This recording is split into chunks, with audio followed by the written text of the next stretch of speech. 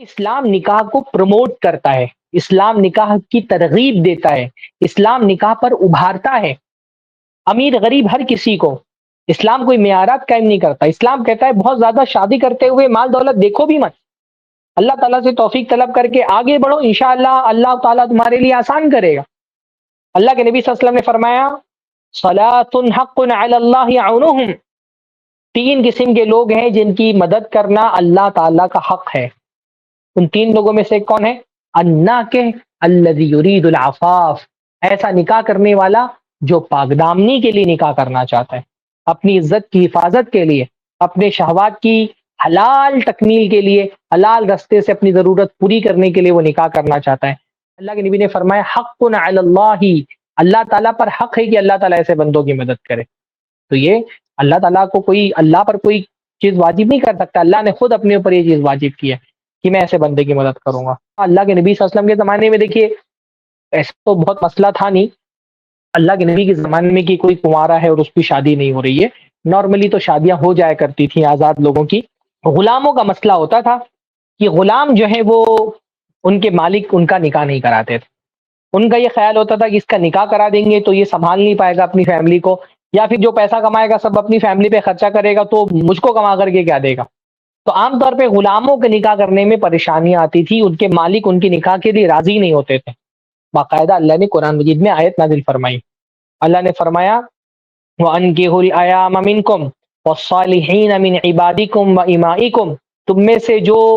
بے نکاح لوگ ہیں، بیوہ عورتیں، ایسے مرد جن کی بیویوں کی وفات ہو چکی ہے، ان کا نکاح کراؤ۔ وَالصَّالِحِينَ مِنْ عِبَادِكُمْ وَإِمَائِكُمْ،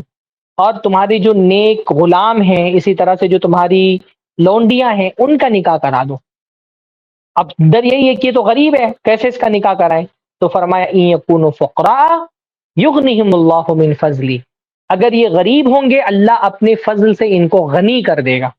یعنی اگر غریب بھی ہیں تو بہت زیادہ نکاح کرتے ہوئے مت دیکھو کہ مال ہے کہ نہیں ہے، اللہ رب العالمین دے گا کہیں نہ کہیں۔ یعنی حضرت عمر کہا کرتے تھے کہ مجھے تعجب ہوتا ہے اس شخص پر جو غنا کو یعنی مالداری کو نکاح کے علاوہ کہیں اور تلاش کرے، جبکہ قرآن مجید میں اللہ نے صرف نکاح ہے جس کے ساتھ غنا کا وعدہ کیا ہے، فرمایا نکاح کرو اللہ تعالیٰ تم کو غنی کر دے گا۔ تم فقیر بھی ہوگی یکون فقراء یغنیہم اللہ من فضلی، اگر وہ فقیر ہوں گے اللہ اپنے فضل سے ان کو غنی کر دے گا، ان کو مال و دولت سے نوازے گا۔ تو بہت زیادہ مال ہمارے یہاں پہ کیا ہوا ہے، ایک مالی بوجھ نوجوانوں کے کندھے پہ ڈال دیا گیا ہے، ایسا معیار الگ الگ علاقوں میں الگ الگ معیار ہے۔ میں اس طرف جاتا ہوں بہار وغیرہ کی طرف، وہاں کی جو نوجوان ہیں وہ شکایت کرتے ہیں کہ ہمارے یہاں صورتحال یہ بن گئی ہے کہ اگر آپ کا سرکار نوکری نہیں ہے تو کوئی لڑکی دینے کو تیار نہیں۔ اور ادھر ممبئی میں ہمارے بڑا مسئلہ ہو گیا ہے کہ اگر اپنا خود کا گھر نہیں ہے تو گھر سے لڑکی کو جو پٹی میں رہتی ہو وہ کرائے کے گھر پہ اس کا باپ اس کو لے کے رکھتا ہے، لیکن جب وہ شادی کرنے جاتا ہے تو وہ شرط لگا دیتا ہے کہ بھئی خود کا گھر ہونا چاہیے۔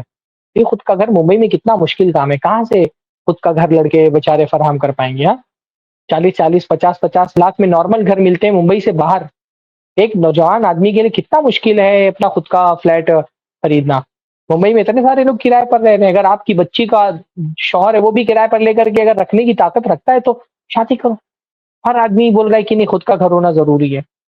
الگ الگ علاقوں میں الگ الگ طرح کے معیارات کی، اتنا کاروبار ہو تو اتنا پیسہ ہو، اتنی پراپرٹی ہو۔ ادھر یو پی میں دیکھ رہا ہوں کہ وہ تو کھیتی باڑی کی شرط ہے، اگر اتنے بیگھے کھیت ہوں گے تبھی نکاح کریں گے۔ ہاں، یو پی والوں کا ایک الگ ہی مزاج ہے، ان کو کئی بیگھا کھیت چاہیے تب جا کر کے ان کی بیٹی کا نکاح کریں گے وہ۔ تو یہ مالی معیارات میں ٹھیک ہے، اتنا دیکھنے میں کوئی حرج نہیں ہے کہ بیسک جو آپ کی بیٹی کی لائف سٹائل ہے، اتنا کما رہا ہے کہ نہیں کما رہا ہے کہ آپ کی بیٹی کو وہ لائف سٹائل فراہم کر سکے۔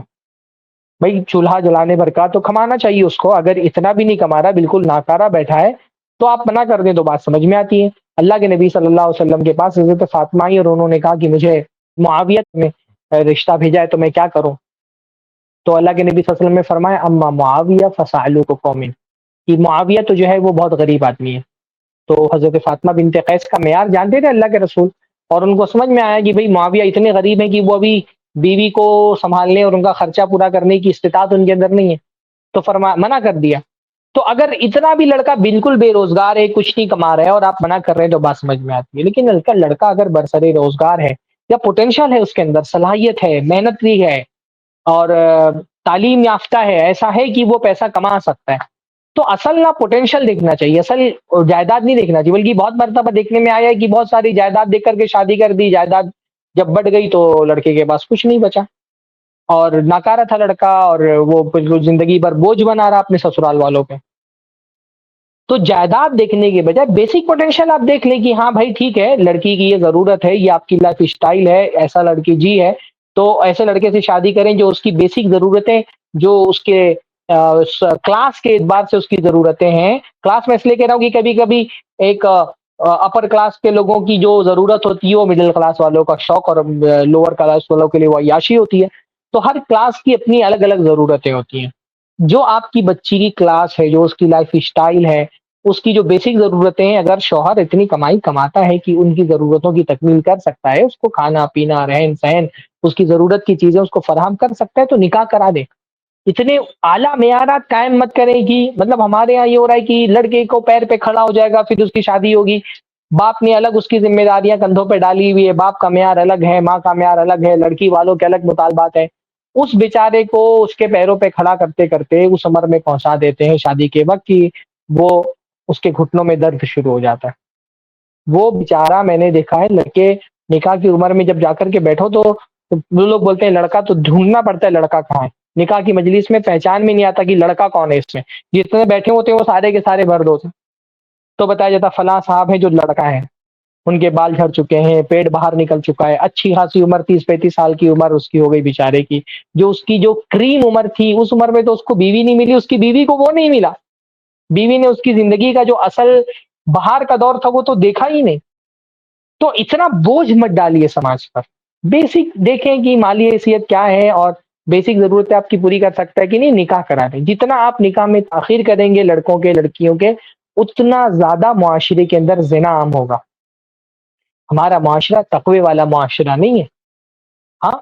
جہاں پہ ایک مسلمان نوجوان اس کے اندر اتنا تقوی نہیں ہے کہ وہ اپنے آپ کو اس کھلے ہوئے زنا کے ماحول میں، جہاں ہر طرف فحاشی اور بدکاری کے راستے کھلے ہوئے، اور اس ماحول میں وہ اپنی عزت کی حفاظت کرے گا، روزے رکھے گا۔ کتنے نوجوانوں کو آپ جانتے ہیں جن کی شادی نہیں ہوئی اور وہ روزے رکھتے ہیں؟ میں تو نہیں جانتا ایک بھی نوجوان کو کہ جو روزے رکھتا ہے اس لیے کیونکہ اس کی شادی نہیں ہوئی، کیونکہ معاشرے میں تقوی نہیں ہے۔ تقوی انسان کو بچاتا ہے فحاشی سے، زنا سے۔ جب تقوی والا معاشرہ نہیں ہے تو تقوی کے بعد ایک ہی چیز ہے جو انسان کی عزت کی حفاظت کر سکتی ہے، اور وہ ہے نکاح۔ اس لیے آسان کریے معاشرے کے اندر نکاح کو، لڑکوں کے لیے بھی آسان بنائیے، لڑکیوں کے لیے بھی آسان بنائیے، الٹے سیدھے معیارات قائم مت کیجیے۔ ایک ایسے ماحول میں جہاں پر زنا اور فحاشی عام ہو رہی ہے، وہاں آپ تقریریں کریے معاشرے کو زنا سے نہیں بچا سکتے، وہاں آپ کو عملی اقدامات بھی کرنے پڑیں گے۔ بھائی حدیثیں قرآن کی، آیتیں، یہ وعیدیں، یہ سب کن کے ہاں کارگر ہوتی ہیں؟ جن کے دل میں اللہ کا تقوی ہوتا ہے۔ جو زنا کے خلاف وعیدیں ہیں اور زنا کرنے والوں کے لیے عذاب سنائے گئے ہیں، عذاب کی خبریں سنائی گئی ہیں، یہ ساری عذاب کی خبریں متقی لوگوں کو ڈراتی ہیں۔ فاسق فاجر آدمی کو وعیدوں سے کچھ فرق نہیں پڑتا ہے، جو نماز روزہ نہیں کرتا ہے، زنا سے بھی بچنے کے لیے اس کو کیا اللہ تعالیٰ کا خوف ہے؟ جب نماز روزے کے معاملے میں اللہ کا خوف نہیں تو زنا کے معاملے میں اللہ کا خوف کیوں ہوگا اس کو؟ نماز چھوڑنا تو زنا کرنے سے بہت بڑا گناہ ہے۔ کہنے کا یہ مطلب ہے نا کہ شریعت کیا کرتی ہے، نکاح کو آسان کرتی ہے۔